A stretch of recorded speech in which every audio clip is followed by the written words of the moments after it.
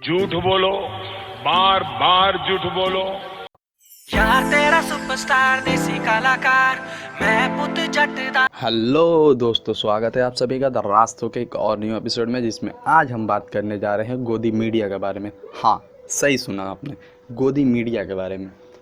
तो कल मेरे पास कोई टॉपिक था नहीं, तो मैंने सोचा कि चलो कोरोना वायरस के ऊपर कुछ वीडियो बना दिया जाए। तो मैं चला गया यूट्यूब पे जाने के बाद मैंने ट्रेंडिंग में सर्च किया। ट्रेंडिंग में मुझे कुछ नहीं मिला, तो अचानक मेरी नज़र पड़ी गिरिराज सिंह के इस वीडियो इंटरव्यू पे, जिसमें इंटरव्यूअर ने भाई एकदम गिरिराज सिंह की कह के ले ली, एकदम कह के ले लिए।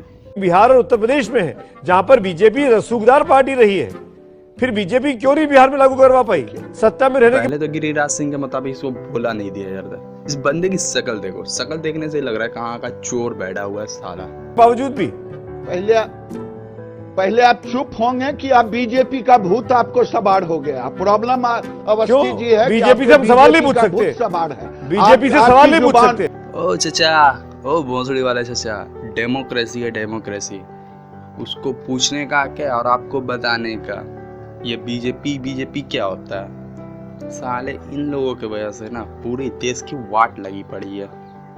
आपकी जुबान में लगता है विपक्ष की जुबान घुस गया है। गिरिराज बाबू, बीजेपी से सवाल नहीं करना चाहिए, बीजेपी से सवाल नहीं करना चाहिए। आप ये कहना चाहते हैं? मेरी बात तो हाँ, सुन तो रहा हूं मैं। आप मेरे सवाल का जवाब ही नहीं दे रहे। आप बिहार पे क्यों नहीं बोल रहे हैं? अरे मेरी बात, इंटरव्यूअर ने सिर्फ उससे एक बात पूछी कि बिहार में आपकी सरकार है तो आप एनआरसी क्यों नहीं लागू कर पाए, क्यों उसने बैक ऑफ कर लिया। सुनेंगे? बोलिए, आप बोलिए। मेरी बात सुनेंगे कि नहीं? बोलिए, मेरी बात सुनेंगे कि नहीं? आप एंकर हैं, इसका मतलब क्या है? अब बोलिए ना। अगर नहीं सुनना है आपको अब मेरी बोलिए बात, ना। तो बिहार पर तो बोलिए। एंकर है, हटाइए बात को। बिहार पर बोलिए। बिहार पर, मैं बंगाल पर, सब पर मैंने जो आप कहें वही बोलूं, और जो मैं चाहूं वो ना बोलूं। जो सब रिएक्शन देखिए चचा की, अगर जब आपको बोलने का मौका मिल रहा है तो बोलिए। सवाल मेरा है, जवाब तो वही देंगे ना। मतलब नहीं है, सवाल का जवाब दीजिए ना गिरिराज बाबू, सवाल का जवाब दीजिए। ये माइक निकालने से काम नहीं चलेगा। अब भागने की क्या जरूरत है? और गलती यहाँ गिरिराज सिंह की नहीं है, क्योंकि उनके बाप ने ही उन्हें यही सिखाया कि अगर इंटरव्यू में कुछ ना हो, अगर तुम्हें कोई चीज अच्छा ना लगे तो वहां से उठ के चले जाओ। मोदी जी ने सिखाया ना भाई, मोदी जी भी ऐसे ही भाग जाते हैं, क्योंकि उनको तो इंटरव्यू देना आता नहीं है। आप क्रोनोलॉजी समझ लीजिए। तो बढ़ते हैं अपने अगले वीडियो की तरफ। अब देखिए मोदी जी का इंटरव्यू, जिससे इंस्पायर होके गिरिराज सिंह भागना सीखे थे इंटरव्यू छोड़ के। और ये इंटरव्यू लिया था करण थापड़ ने, लाइव इंटरव्यू था। People hear the message repeatedly, you're allowing an image that is contrary to the interest of Gujarat to continue. It's in your hands to change it. इसमें करण थापड़ ने मोदी से सिर्फ एक सवाल किया कि सबको पता है कि आपने गुजरात में क्या किया, तो आप सबको क्या ये आश्वासन देंगे या ये वादा दे देंगे कि मैं दोबारा ये गलती नहीं करूँगा और सबसे माफ़ी मांगेंगे? क्या आप ऐसा कर सकते हैं? बस इतना ही सवाल था। देखिए मोदी जी का क्या रिएक्शन हुआ। पानी आप पीछे दोस्ती बनी रहे, अपनी दोस्ती बनी रहे यार। You came here happy and thankful to you and can't have this it's okay. Your things are, आपके आइडियाज हैं, आप बोलते रहिए, करते रहिए। 3-4 questions are already enjoyed. Modi साहब कल देखो, मैं दोस्ताना संबंध बनाना चाहता हूँ, आप उसको कोशिश कीजिए। मुझे एक चीज समझाएं सर। मज़े की बात तो ये है कि वो इंटरव्यूअर को बोलते हैं पहले तो बंद करो, और जब वो ऐसा नहीं करता है तो अब वो माइक निकालने लगते हैं। और जब इंटरव्यूअर उनसे पूछता है कि क्यों आप ऐसे कर रहे हैं, तो बोलते हैं कि मैं तो यहाँ दोस्ती बनाने आया था, दोस्ती बनी रहनी चाहिए, मैं नहीं चाहता कि ऐसा कुछ हो।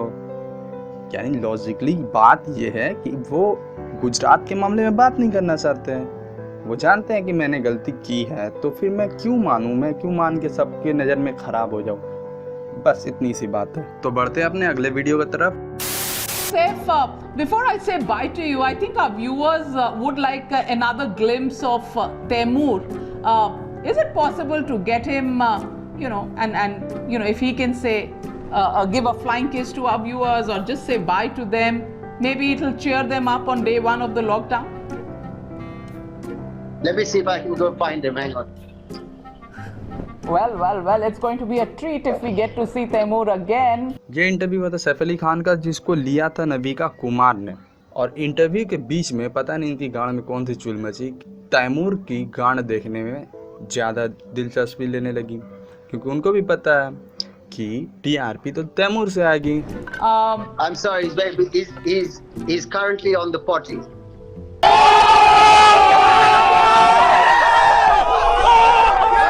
सैफ ने भी उसकी अच्छे से क्या है के ले ली यार, देख के मजा ही आ गया। एक खास मेहमान जुड़ गए हैं। तो बढ़ते हैं अपने अगले वीडियो की तरफ, करेंगे इस कौए के बारे में। मादेशुद हमारी भी कोई इज्जत है कि नहीं तेरे नजर में? हम कौए दीपक चौरसिया से मत मिला, समझे मादर चौथ। सॉरी भाई, मैं भूल गया था कि कौओं की भी अपनी इज्जत होती है। तो हम बात करेंगे इस प्राणी के बारे में। तो कुछ दिन पहले तबलीगी जमात से कुछ प्रॉब्लम हुआ था, तो इन्होंने कुछ लोगों को बुलाया था। तो आइए सुनते हैं ये इंटरव्यू कैसे लेते हैं। हमारे साथ थोड़ी ही देर में जुड़ेंगे मुशर्रफ अली खान साहब, जो कि स्पोक्स पर्सन है तालिबानी जमात के। मेरे साथ मुजाहिर रहमान साहब जुड़ेंगे, ये भी मेंबर है तालिबानी जमात के। क्या है कि राष्ट्र की मुख्य धारा के साथ कुछ लोग चलना ही नहीं चाहते, ऐसा क्यों शोएब जमाई, बताइए। दीपक जी, आपने तबलीगी जमात को तालिबानी जमात जानबूझ के कहा है या गलती से कहा है? नहीं, मैंने नहीं कहा, माफ कीजिएगा। काले कौवे से डरियो। मानना पड़ेगा भाई की कॉन्फिडेंट की दाद देनी पड़ेगी। लाइव इंटरव्यू में अगर कोई ऐसा झूठ बोल सकता है ना, तो वो दीपक चौरसिया के अलावा कोई नहीं हो सकता। ये सुनने के बाद तो मोदी जी भी एक ही बात बोल सकते हैं, झूठ बोलो, बार बार झूठ बोलो, जो भी बोल सकते हैं सब झूठ बोलो। सॉरी मोदी जी, मैं भूल गया था कि वो आपके चेले हैं। मुझे याद रखना चाहिए, याद दिलाना मुझे, मैं भूलना नहीं चाहिए कि वो मोदी जी के चेले हैं। निकल लौड़े, पहली फुर्सत में निकल। तो बढ़ते हैं अपने अगले वीडियो की तरफ। स्वागत कर रही हैं, लेकिन जो बीजेपी का कार्यकर्ता है, जो कि मध्य प्रदेश में लगातार कांग्रेस के खिलाफ काम करता रहा, या उनके खिलाफ जो है वो लोगों को समझाता रहा कि ये ठीक पार्टी नहीं है। तो यहाँ बात हो रही है शिवराज चौहान के बारे में, जो पहले कांग्रेस के एमपी थे। तो उसके बारे में पूछा जा रहा है, तो मैडम का रिएक्शन देखिए क्या कर रही हैं वो। महाराज के खिलाफ बोलते रहे आप लोग, बहुत सारे लोग। आज वो कार्यकर्ता इस असमंजस में नहीं होगा क्या कि जिन महाराज को उन्होंने शिवराज के खिलाफ बताया कि ये ठीक नहीं है, आज उनका तहे दिल से स्वागत करो, उनके लिए भव्य कार्यक्रम करो, उनको मालाएं पहनाओ। पहले तो देखिए, वो बात सुनने के बावजूद भी उनके बात को ना सुनने का कैसे बहाना कर रही हैं।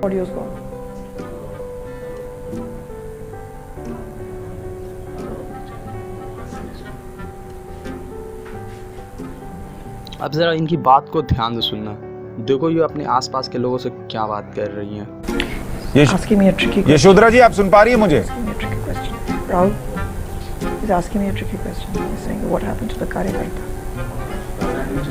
उनसे शायद संपर्क हमारा कट गया है। बोलते वक्त शायद मैडम ये भूल चुकी थी कि उनका माइक ऑन है और वो लाइव है अभी। यार कैसे इनको सीट मिलती है, मुझे तो समझ ही में नहीं आता। इस सज्जन को क्या तकलीफ है भाई, क्या तकलीफ है इनको? कांग्रेसी नेता सब जब बीजेपी के टिकट पे चुनाव लड़ करके मंत्री बन जाता है तो शरीफ हो जाता है, जब वो दूसरी पार्टी में रहता है तो भ्रष्टाचारी रहता है। भाजपा एक वॉशिंग मशीन है, इधर से डालिए उधर से सदाचारी बन करके निकल जाता है। अब मुझे समझ में आया कि आखिर ये लोग उन लोगों के बारे में बात क्यों नहीं करना चाहते जो दूसरी पार्टी छोड़ के इस पार्टी में आते हैं, क्योंकि आखिर इनको भी पता है कि वो गलत है और हमारे पार्टी ने गलत लोगों को टिकट दे दिया है। पर कर भी क्या सकते हैं। अब ये तो भाई प्राइम मिनिस्टर मोदी साहब का हुक्म है और मोदी साहब का तो एक ही फंडा है, झूठ बोलो, बार बार झूठ बोलो, जो भी बोल सकते हैं सब झूठ बोलो। बहन जो सारे मिलके हमको पागल बना रहे हैं, मादर चौथ के बच्चे। चलो ये सब मजाक था। तुमको अगर ये वीडियो अच्छा लगा तो प्लीज लाइक करना, कमेंट करना और शेयर करना अपने दोस्तों के साथ। मिलते हैं अगले वीडियो में, बाय बाय।